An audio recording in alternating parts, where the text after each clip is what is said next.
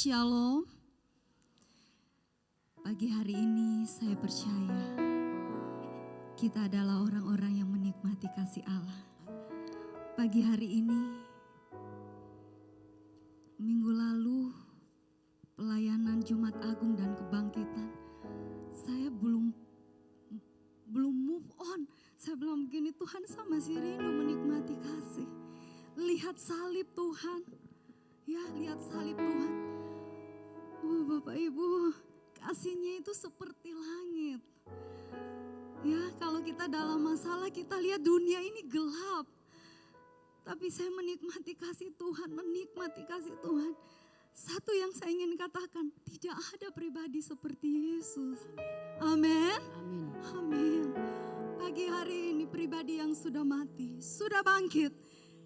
Saat ini dia sudah naik ke surga. Dia duduk di sebelah kanan Allah Bapa sebagai anak domba Allah yang mengasihi kita. Sebagaimana kita ada pagi hari ini, kita mau sambut hadirat Allah pagi hari ini. Kita satu di dalam doa, hanya ucapan syukur, hanya kata terima kasih untuk semua yang bisa kami terima. Mungkin yang kami beri belum sebanding dengan apa yang kami terima. Kami sudah merasakan bagaimana Engkau menebus dan menyelamatkan kami.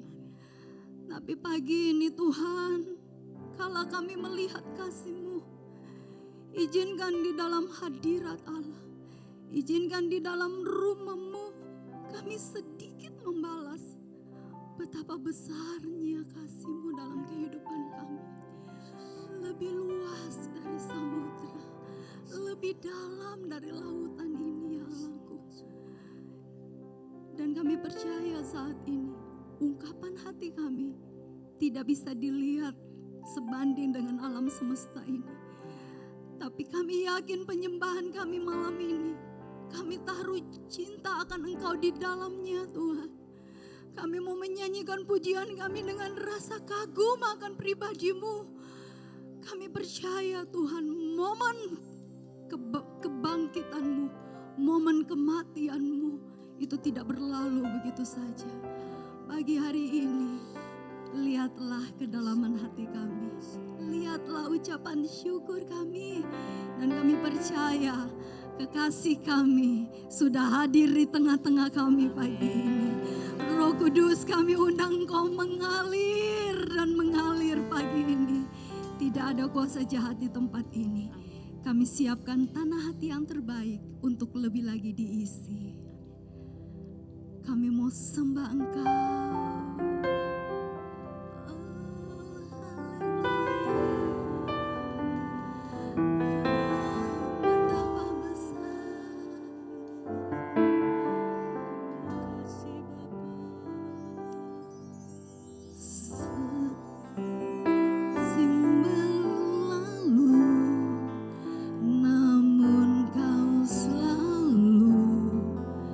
Pelihara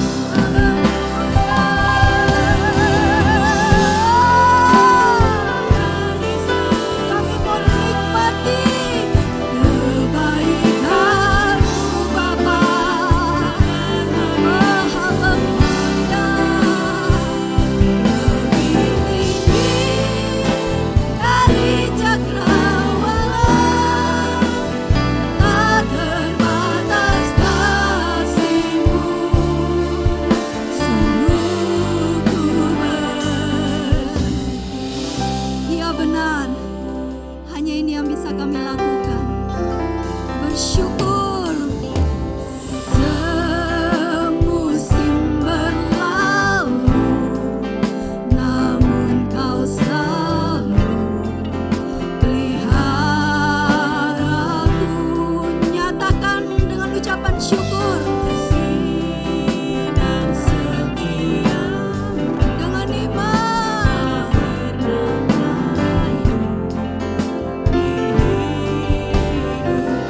Mari umat Tuhan dengan ucapan syukur.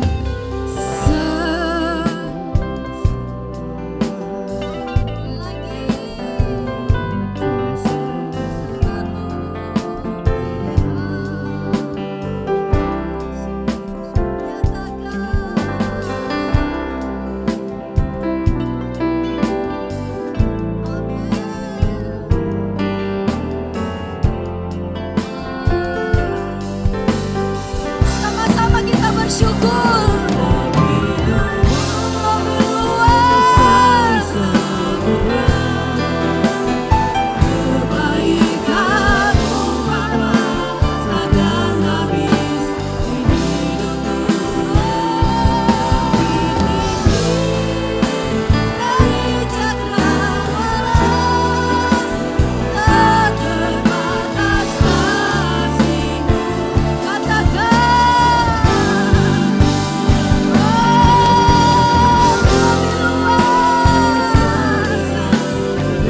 Rasakan kasih Allah.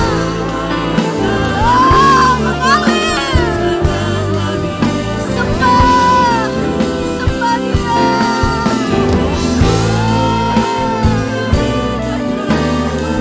Katakan, tak terbatas kasih-Mu.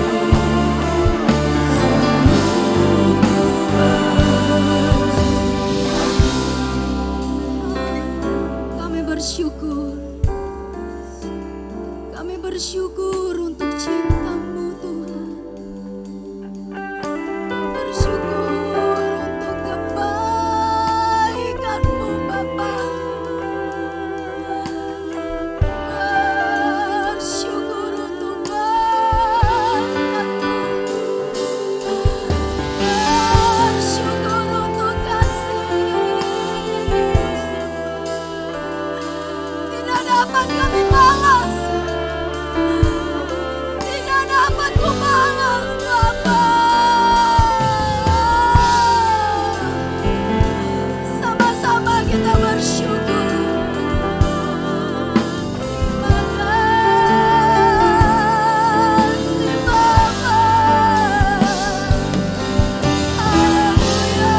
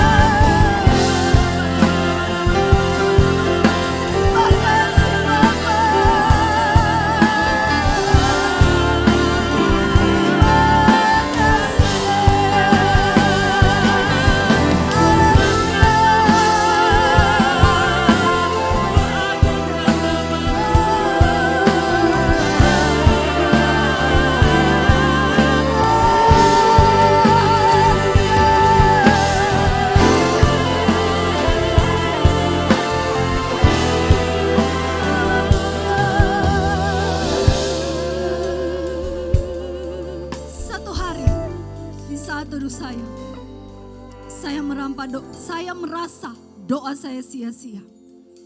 Pernahkah saudara merasa doa saudara sia-sia? Ibadah saudara sia-sia? Kita tidak sedang merasakan kasih di dalam doa kita. Pagi ini saudara, jangan biarkan ibadah ini hambar.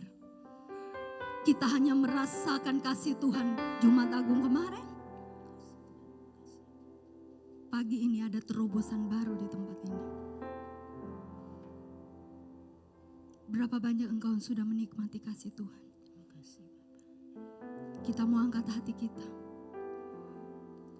dengan ucapan syukur Bapak Ibu. Bayangkan bagaimana Dia pernah menolongmu. Bayangkan bagaimana Dia pernah menyelamatkanmu. Bayangkan bagaimana Dia mengeluarkanmu dari rasa sakitmu. Dari hati yang bersyukur sekali lagi. Kita mau katakan bersama-sama. Lebih luas dari samudra,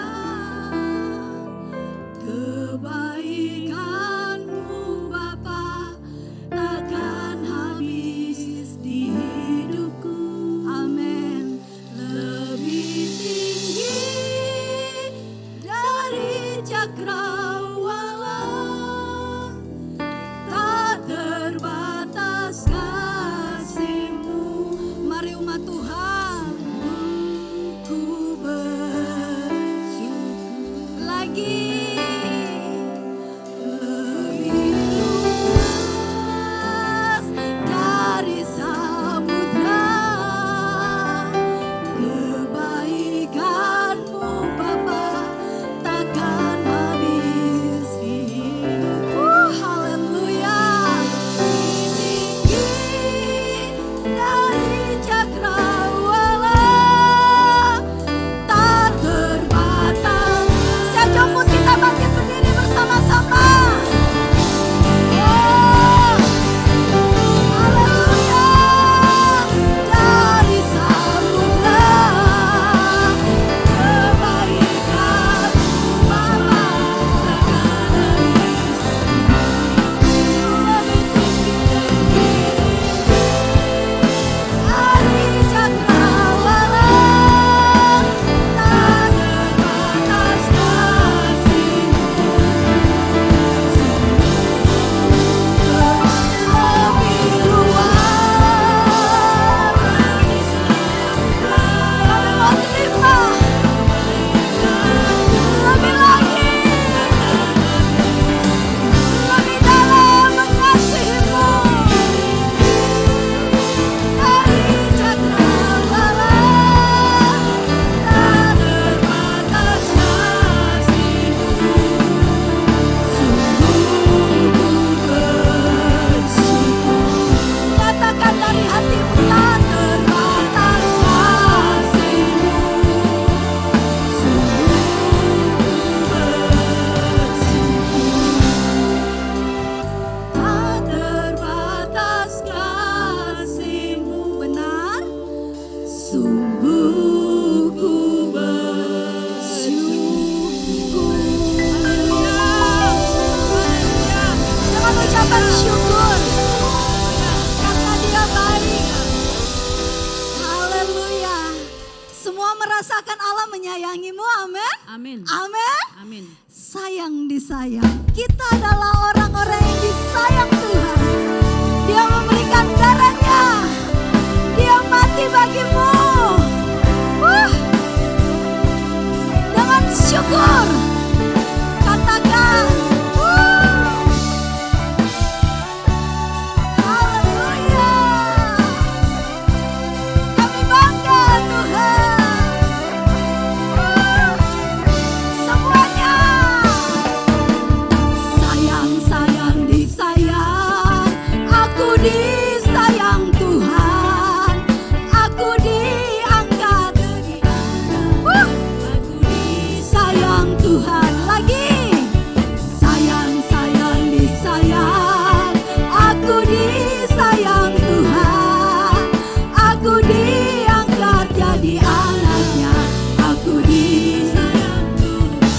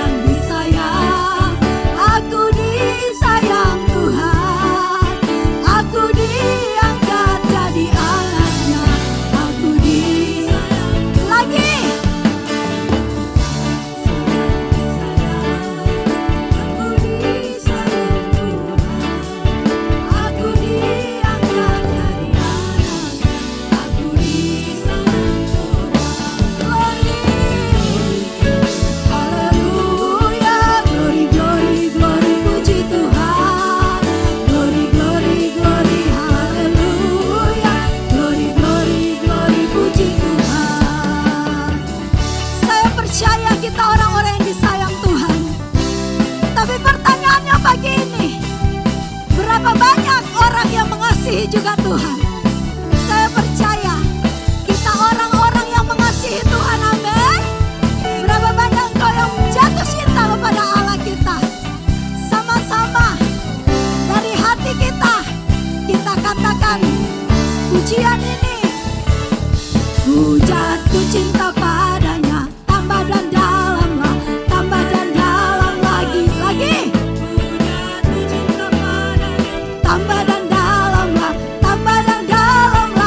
karena oh Dia indah, Allah dan aku. Ku jatuh cinta padanya, lagi tambah dan dalam lagi. Ku jatuh cinta padanya, amin. Tambah dan dalam lagi, karena oh cintanya antara Allah dan aku. Ku jatuh cinta lagi, ku jatuh cinta padanya. Ku jatuh cinta padanya, tambah dan dalam. Yesus indah dan indah, semakin indah. Ku jatuh cinta padanya, tambah dan dalam lagi. Hanya Yesus, hanya Yesus, hanya Yesus, pujaanku. Hanya Yesus, ya Allahku. Hanya ya siapa? Oh, lagi hanya Yesus, hanya Yesus, hanya Yesus, hanya Yesus, pujaanku. Hanya Yesus, hanya Yesus, hanya Yesus, ya Allahku. Hanya Yesus, hanya Yesus, hanya Yesus, ya Rajaku. Hanya Yesus, kekasihku. Hanya Yesus, kekasihku. Hanya Yesus, kekasihku. Kemuliaan, tepuk tangan bagi Yesus kekasih kita. Tidak ada nama lain, nama yang menyelamatkan kita. Hanya ada satu nama, nama Yesus, menara yang kuat. Katakan nama Yesus, kota benteng yang teguh. Nama Yesus, katakan nama Yesus di atas segalanya. Nama Yesus, menara yang kuat. Nama Yesus, kota benteng yang teguh. Amin.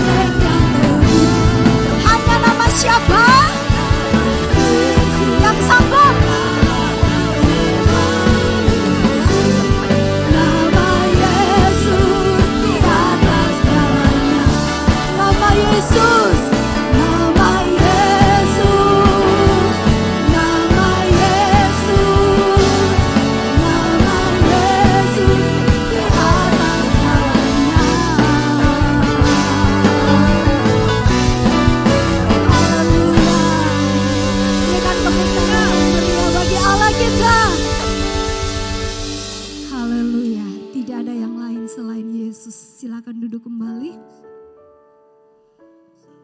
Pagi ini kita akan menerima kekuatan lewat kebenaran firman Allah. Kasih yang selalu akan bertambah lewat kebenaran firman Tuhan. Saat ini kita akan memberikan korban persembahan untuk pekerjaan Tuhan.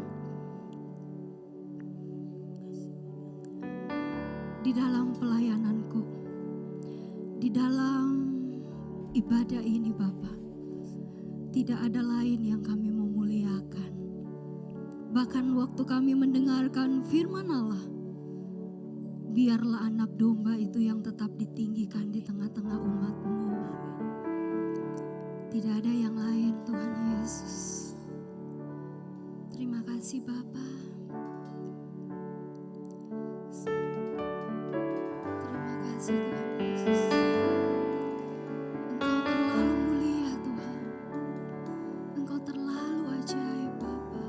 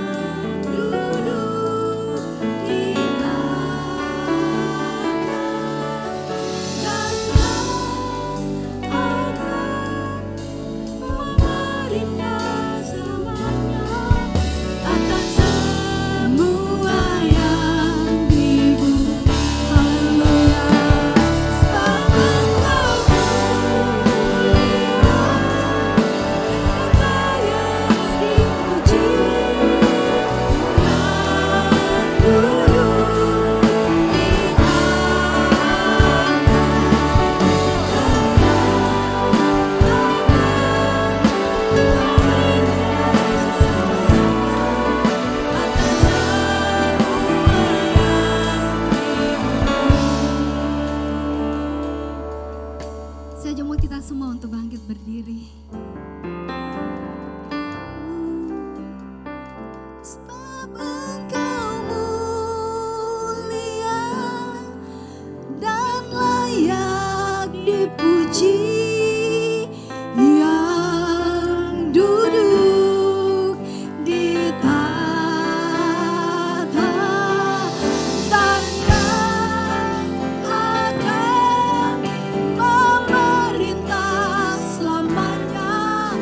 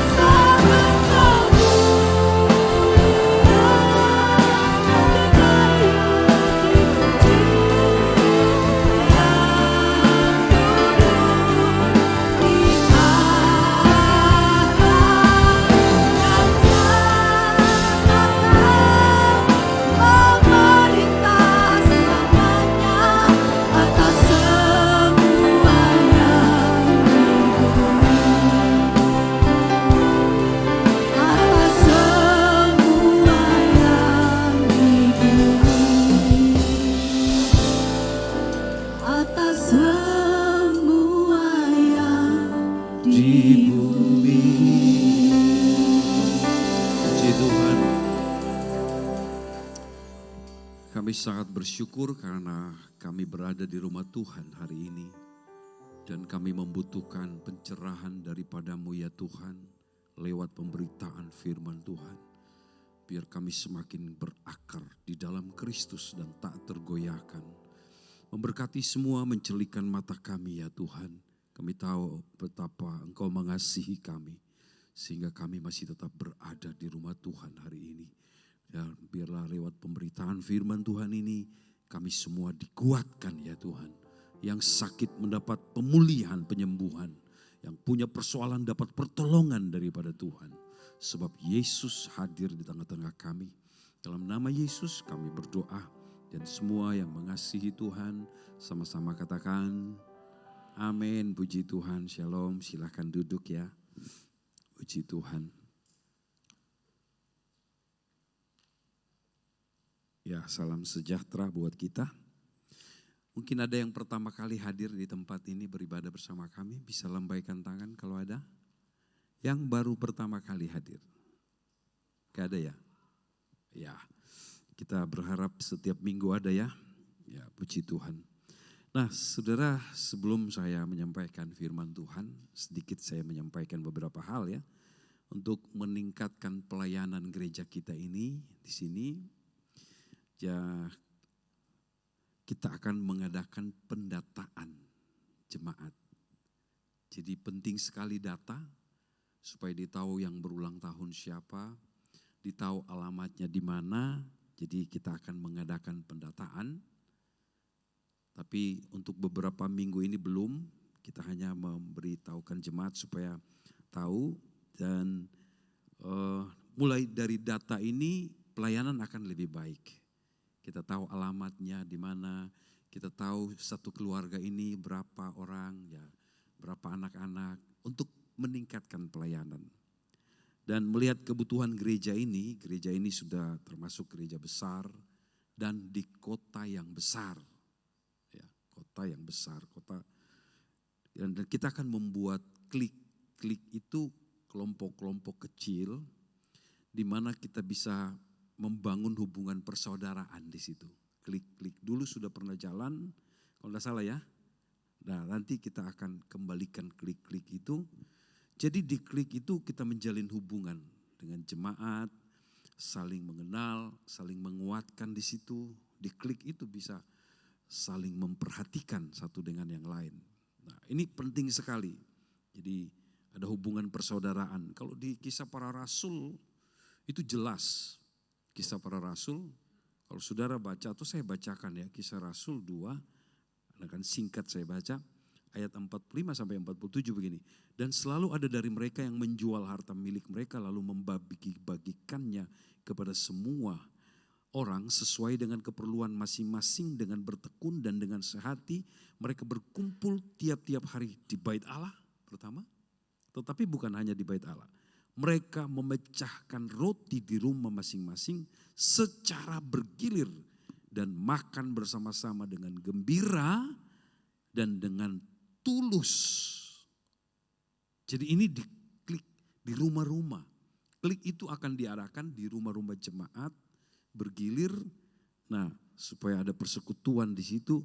Dan tiap-tiap hari Tuhan menambah jumlah mereka. Jumlah mereka di mana? Di rumah-rumah itu. Di klik-klik itu. Jadi di situ ada jiwa-jiwa baru.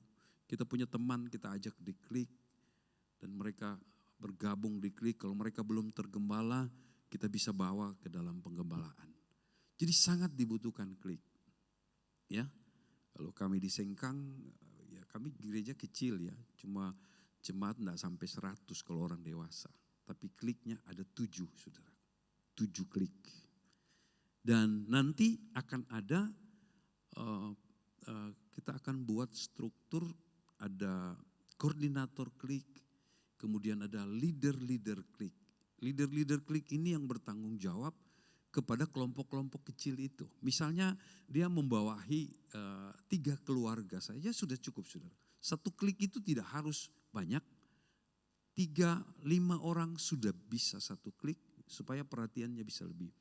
Nah, Jadi ada leader klik. Leader klik ini yang mulai memperhatikan anggota klik. Sehingga gereja sampai ke rumpun bagian bawah bisa memperhatikan. Katakan amin. Karena di klik ini terdata, terbaca juga kondisinya bagaimana. Dan di klik itu kita saling mensupport, mendoakan. Jadi kalau ada yang sakit, klik ini mendoakan. Bahkan kalau ada yang susah misalnya, makan aja susah, itu kita tahu. Karena kita kontak di rumah-rumah. Kalau enggak gereja besar begini, enggak bisa tergembala dengan baik kalau tidak ada klik.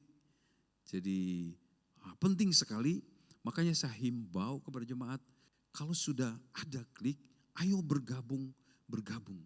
Karena di situ kita akan semakin bertumbuh juga, sebab kita akan sharing firman Tuhan. Misalnya saya ada masalah ini. Nah, anggota klik, leader klik mulai mendoakan. Kita butuh komunitas supaya kita kuat. Sebab kalau ibadah mingguan begini saja nggak dapat. Saudara hanya satu arah. Kita hanya menyampaikan firman, sangat terbatas. Tetapi saya lihat ada klik-klik di Makassar itu, mereka sampai support luar biasa anggota kliknya. Jadi mereka saling menguatkan satu dengan yang lain. Jadi kasih tahu kiri kanan, gabunglah di klik-klik. Yang semangat dong, 1, 2, 3. Jadi benar-benar bagus sekali ya. Jemaat bisa terlayani. Ada yang sakit, misalnya begini, di klik ini saya punya klik, ada anggota sakit, gak bisa ke rumah sakit, gak punya biaya. Nah, ketua klik saya ini saya mulai share kepada gembala misalnya atau bagian mana. Nah, itu bisa terlayani dengan baik. Katakan setuju.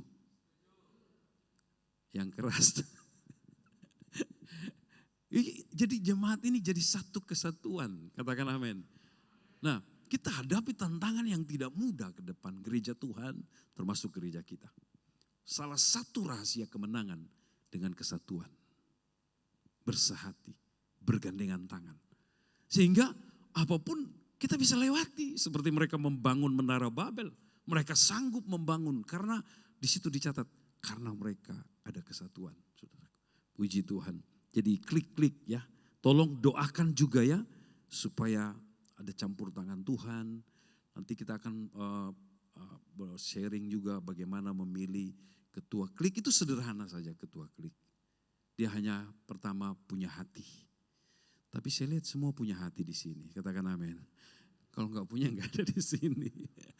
Semua punya beban terhadap jiwa-jiwa ya. Jadi kalau kami di Sengkang ada yang sakit malah anggota ketua klik duluan menggerakkan anggota kliknya pergi besuk di rumah sakit. Kemudian dia laporkan ke kami, baru kami juga turun.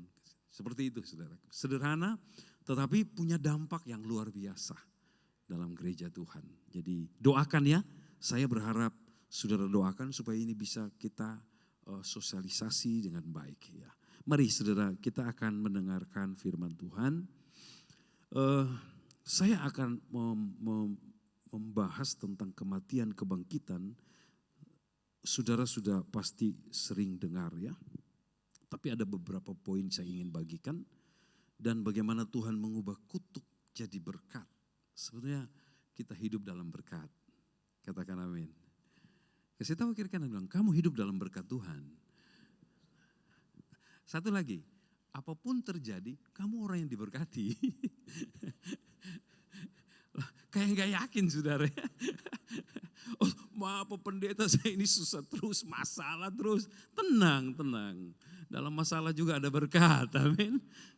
Nah itu namanya orang yang diberkati Tuhan saudaraku. Nah kematian, kebangkitan itu berita yang sangat penting. Kalau saudara baca pelayanan rasul-rasul, itu yang mereka beritakan kematian, kebangkitan. Yang mereka beritakan pribadi Yesus. Coba baca. Yesus semua merujuk kepada Yesus. Bukan sekedar motivasi mereka. Kalau hanya sekedar motivasi, kita panggil motivator aja. Motivasi tidak bisa merubah dalamnya orang. Manusia yang sesungguhnya kita hanya bisa dirubah oleh firman. Katakan amin. Firman yang bisa mengubah kita. Nah, bagaimana saudara kita belajar ya. Pertama kita kematian kebangkitan Yesus Kristus adalah hal yang penting saudara. Yang membedakan gereja kekristenan dengan agama lain adalah kematian dan kebangkitan Yesus. Enggak ada saudara kematian kebangkitan. Maka gereja itu sama dengan agama lain. Sama aja. Punya tokoh berpengaruh, agama lain juga punya tokoh yang berpengaruh. Mendunia. Tetapi mereka tidak mati dan bangkit. Hanya Yesus. Itu yang membedakan. Dan kematian kebangkitan atau salib itu, ya ada salib. Ya, nanti saya. Salib itu bukan sekedar aksesoris.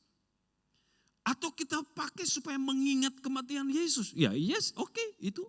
Tetapi kalau saudara pelajari, di salib itu ada begitu banyak berkat di situ saudara. Yang untuk kita. Tidak ada kematian yang jadi berkat buat manusia. Satu-satunya kematian yang jadi berkat adalah Yesus Kristus. Gak ada yang lain. Sebut tokoh besar siapa?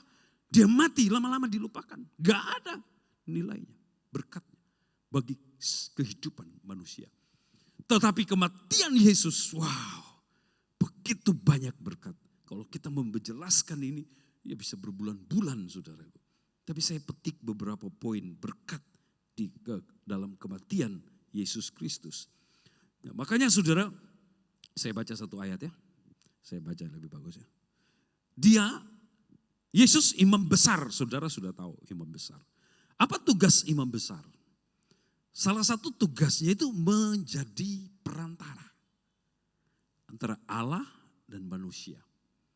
Kalau di perjanjian lama, Allah dan manusia itu terpisah, nggak bisa. Makanya dipakai imam. Manusia nggak berdoa, dosanya harus melalui imam. Makanya ada bait Allah, di bait Allah itu imam besar itu harus membawa darah setiap tahun sekali. Darah binatang pada waktu itu. Untuk apa? Untuk pengampunan dosa umat. Jadi harus ada darah. Setiap tahun dia masuk ke bait Allah itu. Di ruang Maha Kudus. Dan saudara, kalau dia masuk di ruang Maha Kudus, dia harus diikat tali. Dan dia pakai merincing di jubahnya. Kenapa? Karena kalau dia mati di sana, dia harus ditarik. Kenapa mati? Gak boleh ada dosa sedikit pun. Jadi imam besar itu menguduskan diri dulu. Tetapi kalau apes ya dia, ternyata dia masuk, dia gak hidup sesuai standar hukum Taurat. Mati dia. Dan kalau mati, ditarik. Kenapa? Ini gambaran gak bisa orang sembarang menghadap Allah pada waktu itu.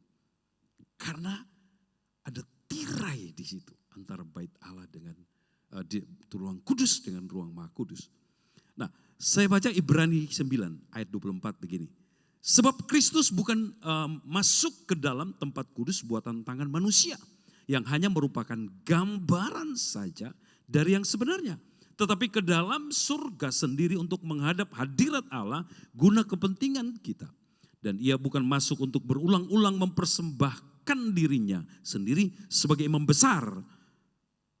Setiap tahun masuk ke dalam tempat kudus dengan darah yang bukan darahnya sendiri. Jadi imam besar membawa darah binatang. Jadi setiap kali dia masuk, dia bawa darah binatang. Tetapi itu setiap tahun. Itu enggak sempurna. Tetapi Yesus dikatakan hanya satu kali dia menghadap hadirat Allah, membawa darahnya sendiri. Minggu lalu Pak Denny jelaskan tentang darah Yesus kuasa ya. Itu luar biasa. Dia membawa darahnya sendiri yang hanya satu kali saja. Selesai, clear.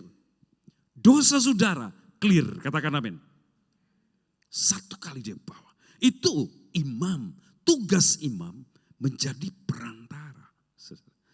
Makanya Yesus harus datang sebagai manusia. Itu sebabnya Yesus datang sebagai manusia dan mencurahkan darah. Kalau dia datang sebagai Allah, roh, gak bisa. Makanya dia harus mengambil wujud sebagai manusia, mengambil rupa. Di Alkitab sangat jelas. Supaya dia bisa turut merasakan juga penderitaan kita. Dan terutama supaya di salib itu dia menyelesaikan segala penebusan saudara dan saya. Betapa penting salib, saudaraku. Jadi tanpa penumpahan darah tidak ada pengampunan dosa. Tidak ada. Sebaik apapun kelakuan manusia di dunia, dia tetap manusia berdosa yang terkutuk. Tetapi oleh Yesus sebagai imam besar, segala dosa kita diampuni. Katakan amin. Diselesaikan. Itu yang gak bisa dikerjakan oleh siapapun. Satu-satunya yang mengerjakan, yang ditetapkan oleh Allah adalah Yesus Kristus. Puji Tuhan. Nah beberapa berkat saya lompat-lompat aja ya dengan cepat. Lewat kematian Yesus kita diperdamaikan dengan Allah. Ini penting perdamaian kita harus tahu. Sebab tanpa perdamaian saudaraku, saudara Indonesia beberapa pemberontakan terjadi. Yang paling mengerikan itu G30S. Ini menjadi musuh negara. Pemberontakan musuh negara. Dan setiap pemberontakan dihabisin sampai selesai, tuntas. Nah bayangkan kita sejak manusia jatuh Adam, saudara itu pemberontakan kepada Allah. Dan manusia semua keturunannya musuh dari Allah. Ngeri enggak saudaraku? Musuh berarti harus dibinasakan. Selesai. Tetapi oleh korban Kristus disalib, ya lebih baik saya ambil salibnya ya. Aduh.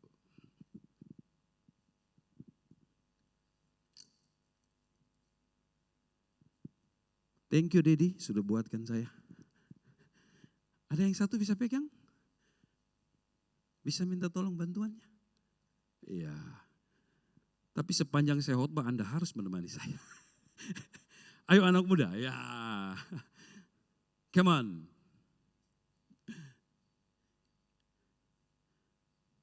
Saya lupa bilang pakai kaki tadi Dedi. Ya bolehlah, jadi putih dia. Nah di salib ini terjadi itu perdamaian antara Allah dan manusia. Sehingga saudara bukan musuh Allah. Saya bilang tadi kalau musuh itu pasti binasa. Makanya penting salib diperdamaikan kita di situ. Ya, saya bacakan bagus ya. Kolose 1 ayat 21 sampai 22.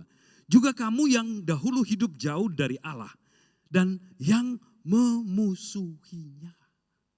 Coba bayangkan. Nah, dalam hati dan pikiran seperti nyata dari perbuatanmu yang jahat. Sekarang, nah diperdamaikannya di dalam tubuh jasmani Kristus oleh apa? Kematiannya. Makanya tubuh jasmani di situ. Makanya Yesus harus datang dalam tubuh jasmani yang bisa berdarah, yang bisa merasakan. Dan selesai di sini. Penebusan itu. Makanya berkat luar biasa saudaraku. Kalau di China ada satu kesaksian ya. Mereka disuruh renungkan salib saja gak tahan. Sampai sujud saudara. Mari kita renungkan salib Kristus. Waduh mereka sujud hadirat Tuhan. Kenapa? Mereka tahu nilai salib Kristus. Makanya saya gemas kalau lihat orang TikTok baru ada salib sini saudara. TikTok baju seksi terbuka sana sini, salib di sini. Menghina salib dia. Tapi di sini gak ada, katakan amin. Kalau ada bertobat ya. Dia gak menghargai salib. Di mana dia diperdamaikan dengan Allah. Waduh, kalau enggak binasa saya. Kalau enggak ada salib. Saudara mesti tahu dasar yang penting. Salib itu apa sih? Jadi tidak salah gereja ditaruh salib. Silakan saudara. Tetapi nilainya apa di dalam salib itu? Kita ngerti enggak? Nah, hari ini kita belajar ya. Jadi saat kita percaya Yesus, pendamaian itu terjadi bagi hidup kita. Makanya penting Yesus Kristus. Jadi Yesus bukan hanya untuk supaya kita diberkati, supaya kita sehat. Aduh, murahan seperti itu, saudara. Itu yang rapuh. Dukun pun orang cari dukun untuk sehat, untuk sembuh. Dan ada dukun yang bisa menyembuhkan, saudara harus tahu. Kalau hanya itu batas pengiringan kita kepada, tetapi kita harus tahu, oh saya percaya Yesus, saya ikut Yesus, saya tidak tinggalkan karena Dia yang memperdamaikan saya dengan Allah. Itu dasarnya, saudara. Puji Tuhan. Itu yang pertama. Jadi bahkan tidak hanya diperdamaikan, setelah diperdamaikan kita menjadi anak-anaknya. Katakan amin. Kita menjadi anak kesayangannya. Puji Tuhan. Sampai hari ini saudara adalah anak kesayangan Tuhan. Jadi diperdamaikan dengan Allah lewat kematian Yesus Kristus. Yang kedua, lewat kematian Yesus Kristus terjadi pertukaran. Sorry ya, agak kering. Terjadi pertukaran di sini, pertukaran. Coba saya baca lebih bagus ayatnya. 2 Korintus 5 ayat 21. Kita baca sama-sama ya. Pertukaran apa yang terjadi di sana? Sudah dapat? Oke, kita baca sama-sama, ada di atas. 1, 2, 3. Dibuatnya menjadi dosa karena siapa? Karena kita, supaya katakan amin. Pertukaran dosa, kesalahan saya dipindahkan ke dalam Yesus Kristus yang Dia tidak berdosa sedikit pun. Jadi pentingnya, betapa penting kita punya Yesus itu, saudara. Karena semua dosa, saudara renungkan dosa, kelicikan hati saudara yang licik itu. Semua perbuatan dosa ditumpukan ke dalam Yesus Kristus. Dan kekudusan kebenaran diberikan kepada kita. Katakan amin. Sehingga kita orang benar dicatat di Alkitab. Kenapa? Kesalahan kita ditumpukan. Makanya ketika Dia menanggung dosa saudara, Bapa memalingkan wajah dari Dia. Gak bisa melihat. Makanya Yesus bilang, Eloi, Eloi, lama sabachthani. Kenapa engkau meninggalkan aku? Itu ngeri saudaraku. Itu yang paling mengerikan. Waktu dosa Anda dan saya dipindahkan ke dalam Yesus Kristus. Dan Dia menanggung. Dan Bapa memalingkan wajahnya. Saudara. Kalau orang mengerti dasar ini, dia tidak akan pernah tinggalkan Yesus. Mengapa rasul-rasul itu gak bisa tinggalkan lagi? Mereka mengenal Yesus. Salib ini mereka tahu apa di salib itu. Bukan aksesoris saja saudara. Tapi mereka mengenal salib itu. Jadi tanpa kematian Yesus semua manusia berdosa posisinya akan menerima hukuman murka di sini. Ini tempat murka atas dosa. Karena begini, Allah itu adil. Allah adil, dengar ya. Setiap dosa Anda akan dihukum. Gak bisa dibatalkan. Dengan sogokan pelayanan saudara, kerajinan saudara, memberi banyak, gak bisa diselesaikan dosamu. Dan dosa kita tetap harus dihukum. Tetapi saudara, kita gak bisa, kalau kita yang dihukum mati binasa kita. Sampai kekal, gak ada pengampunan. Makanya Dia buat jalan saudara. Dia utus Yesus Kristus. Dan Yesus yang menanggung semua dosa Anda dan saya di sini. Dia menanggung. Sehingga kita yang harusnya di sini dipindahkan di dalam berkat-Nya. Katakan amin. Tidak mengalami penghukuman. Dipindahkan. Ada pertukaran terjadi. Waduh. Jadi luar biasa.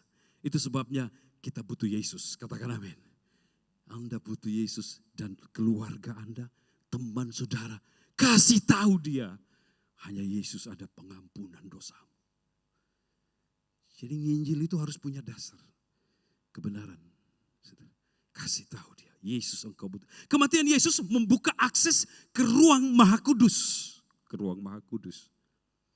Tadi di awal saya jelaskan imam besar setahun sekali masuk dengan takut-takut banget saudara. Kenapa? Di situ ada pembatas. Ruang Maha Kudus dengan ruang kudus. Ada halaman, saya bicara dengan ruang kudus dengan ruang Maha Kudus. Ada tirai yang tebal 15 cm. Dari 4 jenis kain. Tirai tebal dan saudaraku itu tertutup. Di dalam ruang Maha Kudus ada Shekinah Glory. Tabut perjanjian, ada malaikat 2. Hadirat Allah di sana, saudara. Hadirat Allah. Dan umat Israel nggak bisa masuk. Hanya imam. Nah Yesus datang, pada waktu Yesus mati di salib. Ada yang besar terjadi saudaraku. Yang kadang-kadang orang nggak nangkap, lupa. Bahwa waktu Yesus bilang, sudah selesai. Saudara, tirai yang tadi orang gak bisa masuk itu terbelah dari atas sampai ke bawah. Itu gambaran Yesus Kristus yang terobek, saudaraku, dari atas sampai ke bawah. Sehingga pada saat itu juga kita dapat masuk oleh darah anak domba Allah. Kita bisa masuk ke ruang kudus, katakan amin, Maha Kudus. Katakan amin. Kita bisa menghadap hadirat Tuhan. Dan hadiratnya itu justru yang sangat kita butuhkan, penting. Kita berada di hadirat Tuhan selalu. Saudara selalu berada di hadirat Tuhan, katakan amin. Kenapa? Karena tirai sudah dirobek. Dan robeknya saya baca lebih bagus ya. Sorry ya, saya kurang fit. Matius 7 ayat 50-51 begini. Yesus berseru pula dengan suara nyaring, lalu menyerahkan nyawanya. Dan lihatlah tabir bait suci terbelah 2 dari atas sampai ke bawah. Dan terjadilah gempa bumi dan bukit-bukit batu terbelah. Nah terbelahnya dari atas ke bawah. Saudara, itu gambaran bahwa manusia gak bisa membuka jalan itu. Gak bisa. Perbuatan baik gak bisa. Nyogok gak bisa. Saudara, untuk menghadap hadirat Allah. Tetapi dia yang buka jalan. Dirobek. Allah yang melakukannya. Melalui siapa? Korban Yesus Kristus. Robek. Sehingga akses kita masuk hadirat Allah. Saudara pasti tahu yang sudah punya pengalaman. Bahwa ketika kita di hadirat Tuhan itu. Dan ada manifestasi kasihnya, kuasanya. Di situ kita dipulihkan. Katakan amin. Di situ kita dipulihkan. Nah ini terjadi. Pintu terbuka saudaraku. Akses masuk. Dan itu gak bisa dirobek karena tebal saudara. Hanya oleh anugerah Tuhan itu terbuka bagi saudara. Katakan amin. Nah sejak orang percaya Yesus itu robek bagi dia. Itu dia berhak akses menghadap Allah. Saudara, perbuatan baik gak berlaku di situ. Gak berlaku di sana. Penebusan, perbuatan baik gak berlaku. Nah saudara, saya ingin jelaskan lagi, saya tambahkan sedikit. Jadi sebaik apapun manusia itu, dia tetap orang berdosa yang tidak diperdamaikan dengan Allah. Oh tapi dia baik Pak. Dia gak pernah jahatin. Dia selalu nolongin orang. Betul. Tetapi dari keturunan Adam dan Hawa. Dia orang berdosa saudaraku. Makanya semua manusia butuh Yesus. Nah kematian Kristus di sini disalib. Dia ditangkap di Getsemani. Dia mengalami penganiayaan yang luar biasa. Mahkota duri. Saya gak perlu jelaskan lagi itu ya. Semua sampai dia itu katakan sudah selesai. Dan tirai terbelah saudaraku. Dan terjadi gempa bumi. Tetapi begini. Tanpa kebangkitan semuanya itu gak bernilai. Gak ada artinya. Tanpa kebangkitan. Alkitab menjelaskan dengan jelas. Coba kita baca. 1 Korintus 15. Ya, kita pemahaman Alkitab ya. Agak banyak ayat kita baca. 1 Korintus 15 ayat 14. Mari kita baca 1, 2, 3. Oh belum ada. Ya 1, 2, 3. Oh Baca yang keras dan semangat. 1, 2, 3. Maka sia-sialah pemberitaan kami dan katakan amin. Saudara, saya Paskah tidak dipandang sebagaimana seharusnya oleh umat Kristen. Natal juga yang seharusnya tidak penting. Tetapi ini yang penting, katakan amin. Tidak dipandang sebagaimana seharusnya. Sehingga ada gereja yang tutup gereja berrekreasi. Merayakan Paskah. Saudara tahu Paskah itu pengorbanan Kristus. Pengorbanan Kristus. Tidak salah kita pergi rekreasi. Tetapi yang utama kita tahu, kita bersyukur atas pengorbanannya. Katakan amin. Itu Paskah, saudara.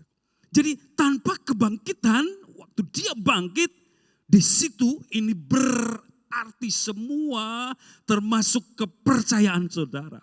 Pemberitaan firman dari rasul-rasul sampai ke generasi sampai kita hari ini. Semua berarti. Tetapi tanpa kebangkitan, Alkitab berkata semua sia-sia. Berarti bukan hanya kematian yang penting, tetapi kebangkitan juga kita harus menilai pada tempatnya. Katakan amin.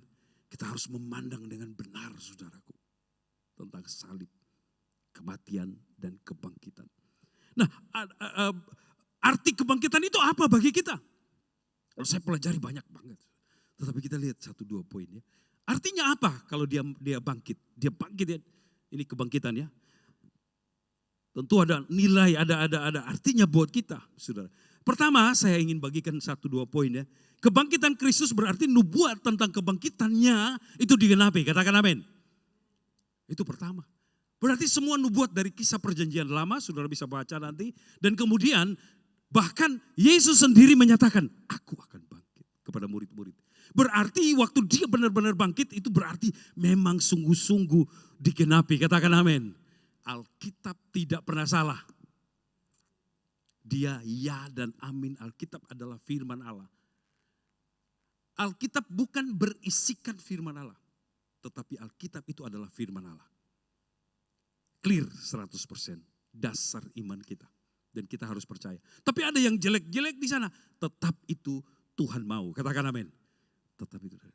Untuk pelajaran bagi kehidupan manusia. Nah, nubuat tentang kebangkitan Yesus itu banyak, saya nggak usah baca. Yang kedua, kebangkitan Yesus Kristus berarti begini. Bukti kemenangan Yesus atas maut.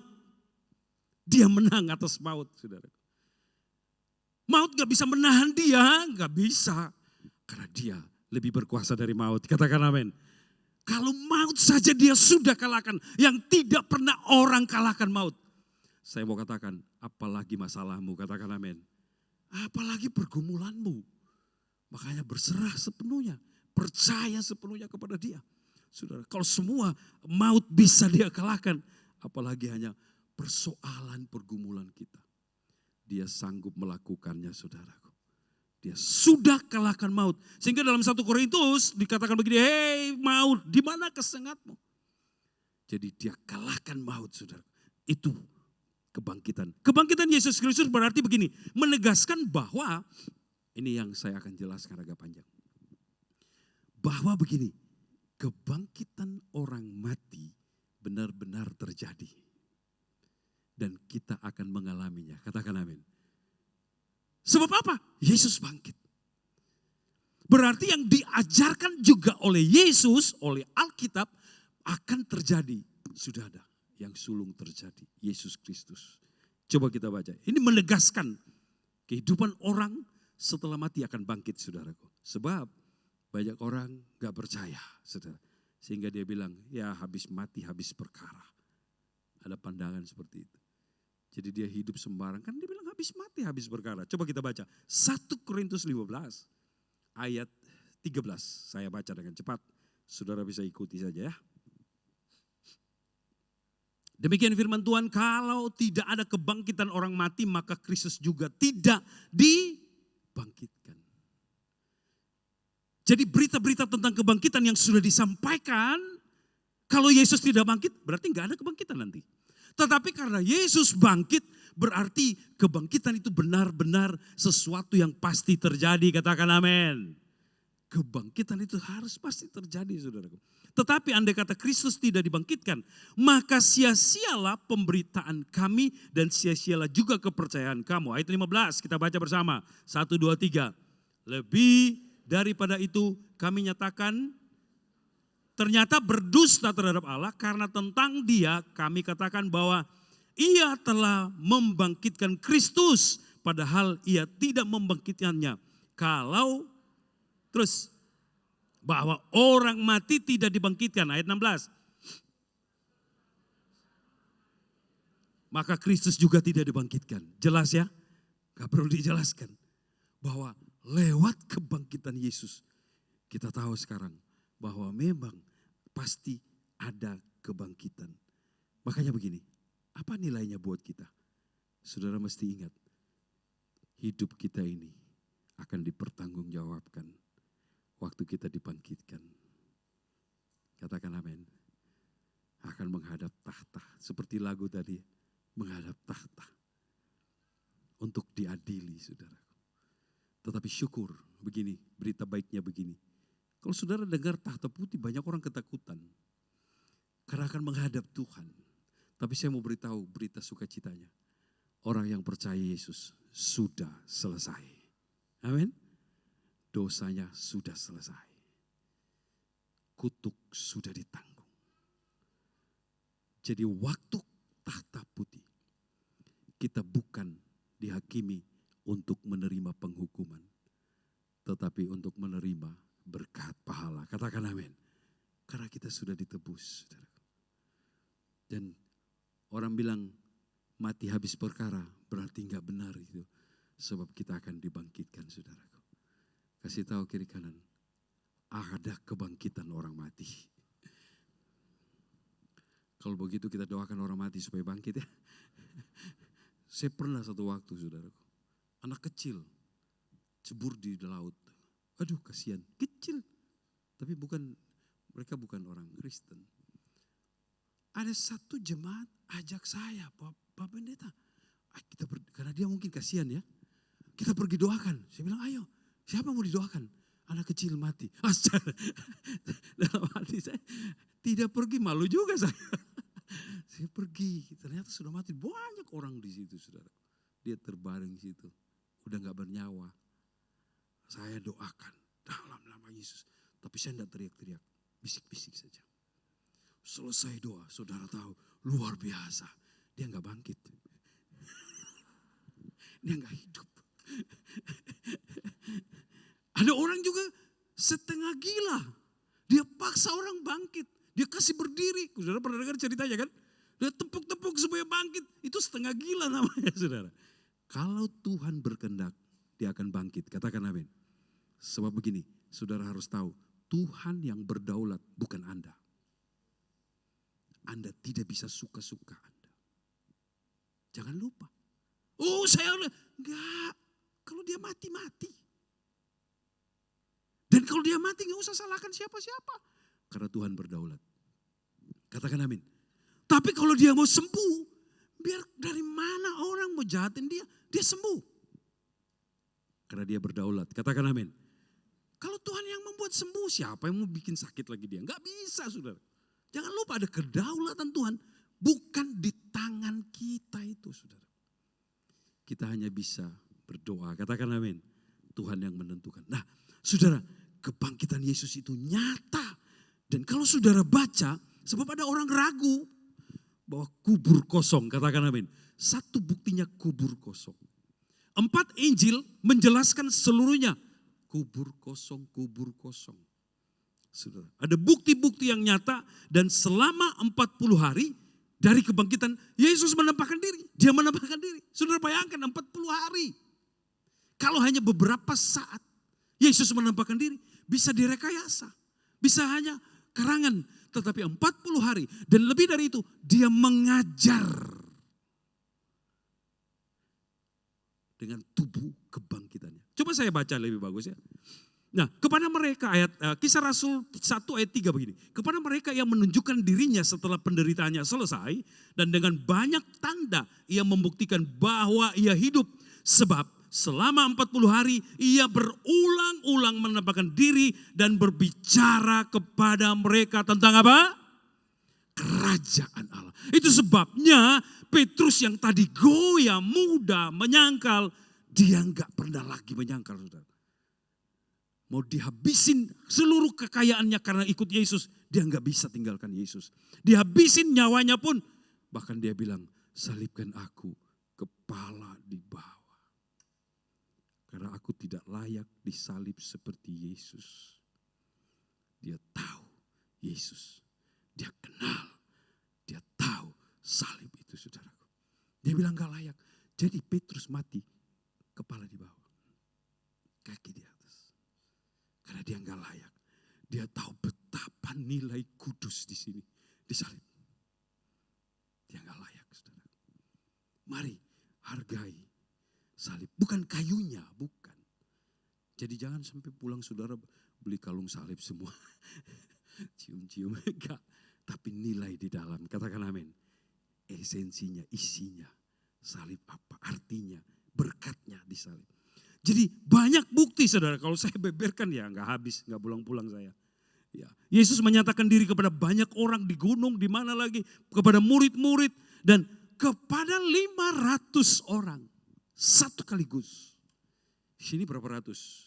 100 lebih. Tapi Yesus pernah menampakkan diri kepada 500 orang sekaligus. Saya baca lebih bagus supaya jelas. Nah, 1 Korintus 15 ayat 6. Sesudah itu yang menampakkan diri kepada lebih dari 500 saudara sekaligus. Kebanyakan dari mereka masih hidup sampai sekarang, tetapi beberapa di antara mereka telah meninggal. Hidup sampai sekarang bukan sekarang. Pada waktu dia menulis surat ini. Itu maksudnya ya. Saudara mesti jeli kalau baca Alkitab. Jadi Yesus menyatakan diri saudara. Gimana bisa dibantah? Jadi begini, sampai hari ini ada sekelompok orang mengatakan, Yesus tidak mati di salib, tidak bangkit juga.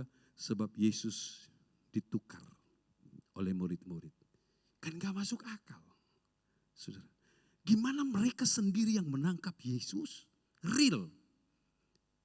Yudas yang peluk. Dan mereka yang bawa ke pengadilan beberapa kali.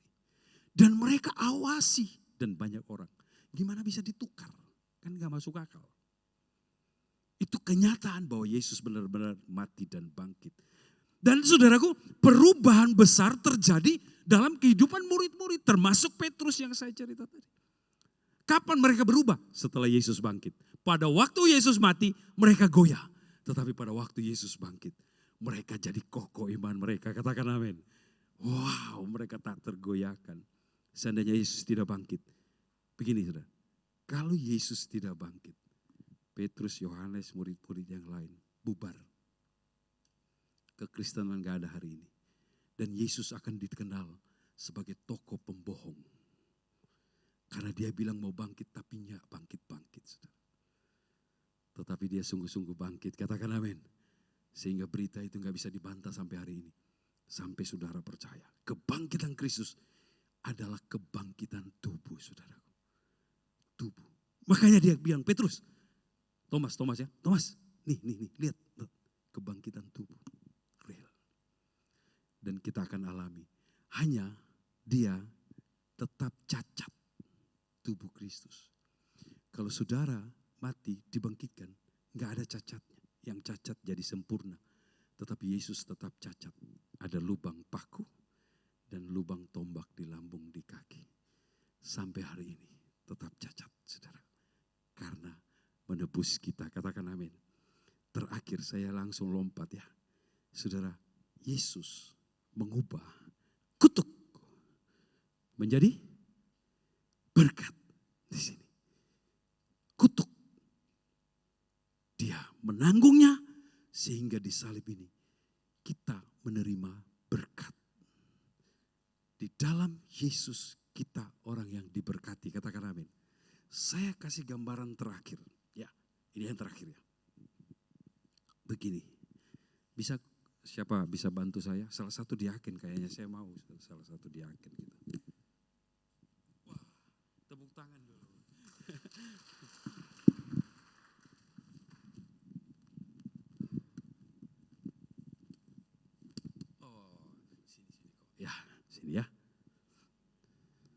Atau salibnya bisa pindah sini, bisa pindah sini.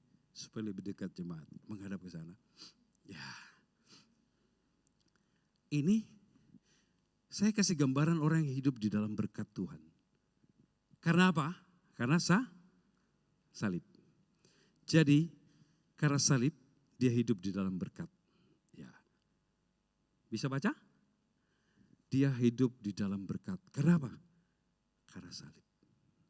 Di luar salib kutuk. Hukuman. Makanya kita butuh Yesus. Karena di salib kita diperdamaikan. Dosa kita ditanggung. Nah, hidup di dalam berkat. Saya kasih gambaran. Tapi di luar Kristus, saudara, kutuk. Penghukuman. Murka Allah di luar Kristus. Saya kasih gambaran. Saya di luar Kristus. Saya punya perusahaan besar, kaya raya. Orang ketiga terkaya di Indonesia. Oke, saya punya rumah mewah. Ranjangnya pakai air di bawah, pakai gas, pakai apa lagi. Semua mewah. Saya naik mobil mewah. Kemana-mana saya dikawal. Saya baru saja diajak makan ke salah satu orang kaya. Saudara tahu mobilnya harganya 30 miliar. Di sini ada yang punya? 30 miliar. Nah, semua mewah, kemana-mana. Wow, orang kagum. Termasuk orang Kristen, cemburu dan kagum. Dan bahkan marah sama Tuhan. Nah, kenapa dia lebih diberkati dari saya? Tapi saya mau beritahu. Dia hidup di dalam. Saudara bisa paham? Saudara, apapun.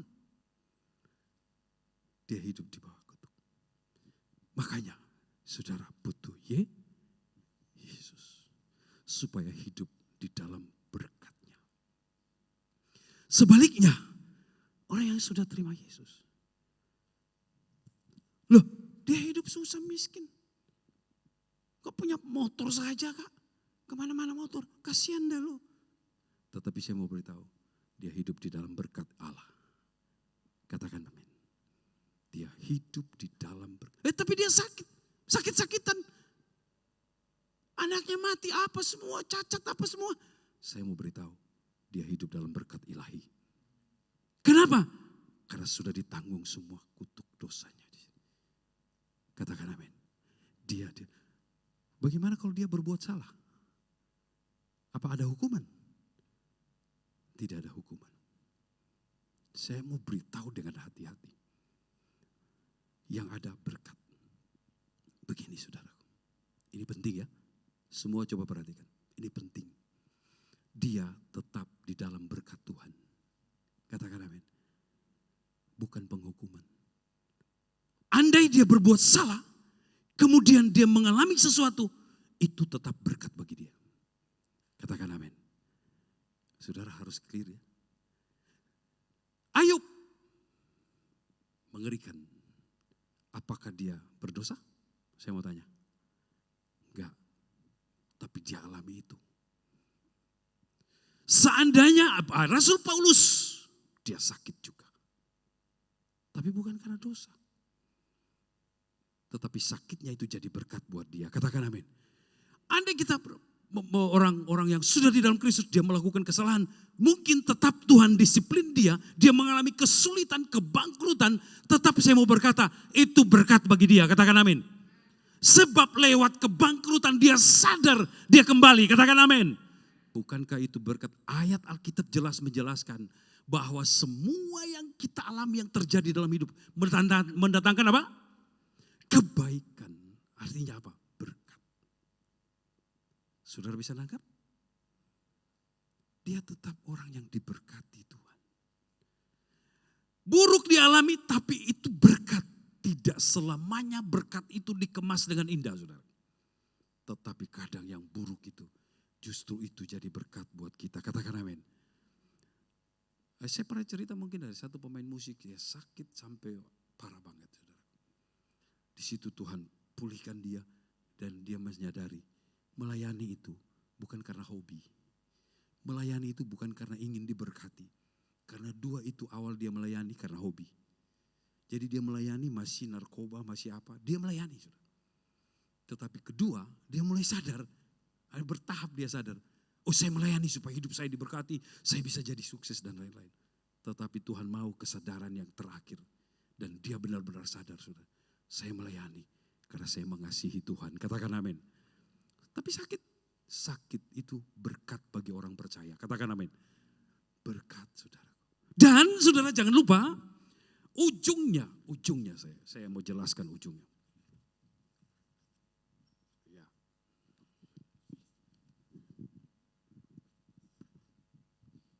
Ujungnya, terakhirnya, hidup kekal. Pada saatnya ini, tetapi di luar Kristus, apa? Hukuman kekal. Waktu hidup memang mewah semua, aduh orang kagum. Tetapi saudara jangan lupa, pada ujungnya. Waktu dia hidup, wah gak kaya-kaya kok. Saya mau jelaskan, banyak orang Kristen gak kaya. Katakan amin. Saudara takut. Loh, jemaat di Sengkang ada pembantu rumah tangga. Mereka kita layani dengan gak kaya-kaya. Saya kepingin mereka kaya. Tetapi tidak semua orang kaya. Tetapi ada orang yang dianugerahkan kekayaan. Makanya lihatlah yang susah. Katakan amin. Lihatlah yang susah. Tetapi saudaraku, walaupun kita susah, saya bukan berarti anti kemakmuran. Tidak saudara. Tuhan berjanji akan diberkati. Tapi berkat yang sesungguhnya bukan duit. Ini dia. Katakan amin. Dan ini di dalam kekekalan. Ini yang kita kadang gak nyampe di sini. Kita hanya sebatas isi dompet, saudara. Betapa rendah kita, pengiringan kita. Jangan mau iman kita serendah itu. Tetapi ini kekekalan. Apapun terjadi, pada akhirnya dia akan bersama Tuhan dalam kekekalan, saudara. Dia bersama Tuhan. Itulah dasar yang teguh, saudara. Jadi tanpa Kristus, kita akan berakhir di sini. Dalam kekekalan. Dalam kekekalan. Makanya kita butuh salibnya. Dan Yesus bilang, pikulah salib. Pikul salib. Ada tantangan, pikul salib. Dalam pelayanan, pikul salib. Terima kasih buat para artis-artis ini. Tepuk tangan buat mereka. Silakan. Payungnya untuk kok saja. Bawa pulanglah. Karena memang dia punya. Terima kasih bantuannya. Mari kita datang kepada Tuhan. Ya. Saya pinjam tadi malam. Kebetulan ada di mobil. Mari kita bangkit berdiri para pemain musik. Kita sama-sama worship, bersyukur kepada Tuhan ya. Dia baik, dia baik. Iya. Saya minta maaf agak lama saya khotbah ya. Karena mungkin beberapa waktu ke depan saya nggak akan datang. Jadi saudara, tetapi kalau belajar seperti ini saya kepingin terus saudaraku menyampaikan. Masih ada banyak poin tapi saya karena waktu kita dibatasi oleh waktu. Jangan lupa hari Kamis nanti saya arahkan semua hamba Tuhan yang ke sini. Hari Kamis untuk membahas pribadi Yesus saja. Katakan amin. Saudara datanglah worship, memuji, menyembah Tuhan. Di sini jangan lupa hadir ya. Sebab ibadah, di Sengkang Kamis. Ada Jumat. Hadirlah, paksa diri Anda untuk bersekutu. Untuk memuji, menyembah Tuhan. Oke, saya bisa dibantu para penyanyi, song leader semuanya. Kunaikan syukur padamu Yesus. Ya, puji Tuhan.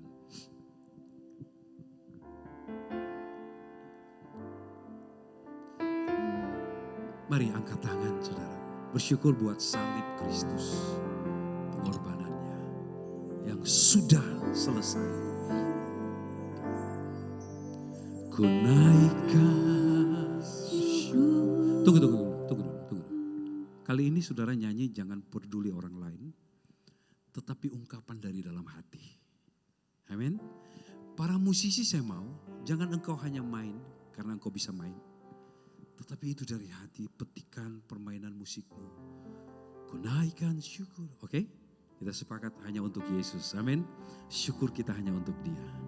Ku naikkan syukur hanya bagimu.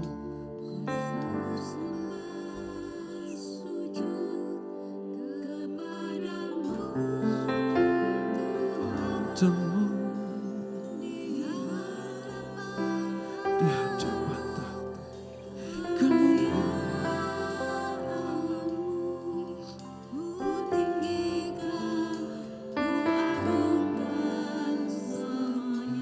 Ku naikkan syukur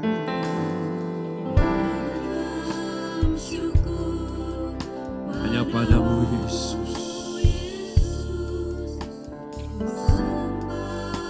Karena Dia sudah menebus, Dia sudah menggantikan di kayu salib. Dia sudah memperdamaikan.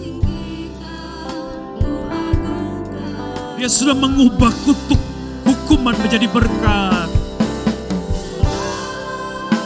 Puji, segala puji syukur. Amin. Kemuliaan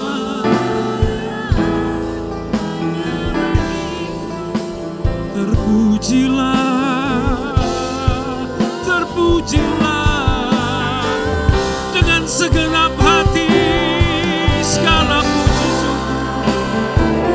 Oh, kami tinggikan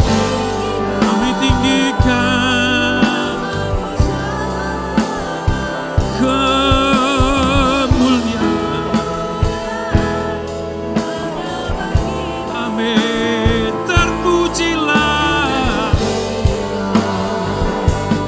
namamu. Jemaat yang nyanyikan, ku naikkan syukur.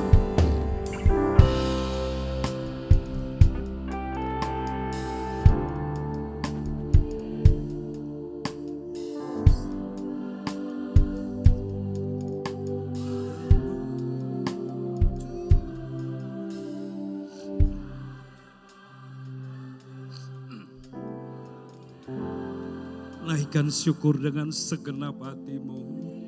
Karena Yesus sudah menanggung. Yesus sudah menggantikan engkau. Ku naikkan syukur. Ku naikkan.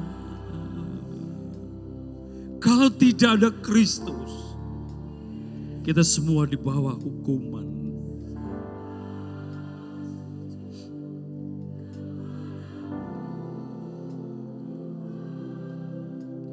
Di hadapan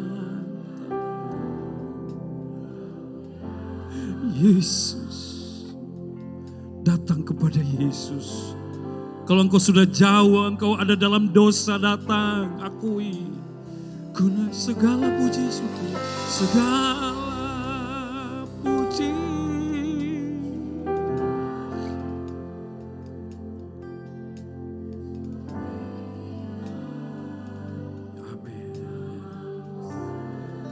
Serahkan hidupmu, serahkan hidupmu. Hanya bagi terpujilah nama. Semua nyanyikan segala puji syukur. Haleluya. Puji Tuhan.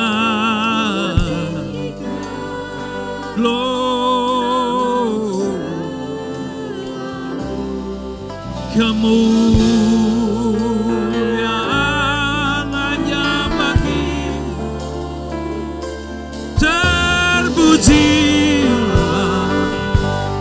nama segala puji. Hanya untuk-Mu Yesus. Glory, glory, glory.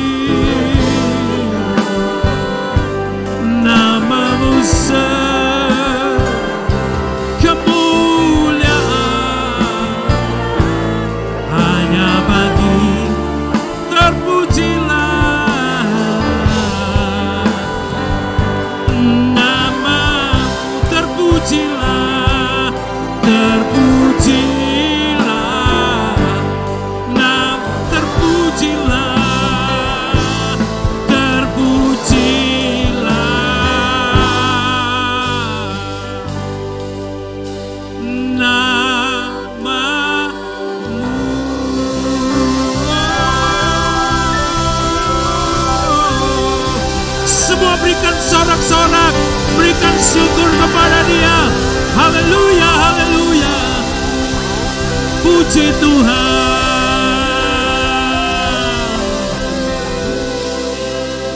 Puji Tuhan. Saudara dengar baik-baik. Yesus berkata, sudah selesai. Sudah selesai. Dan Dia mengubah penghukuman jadi berkat buat saudara.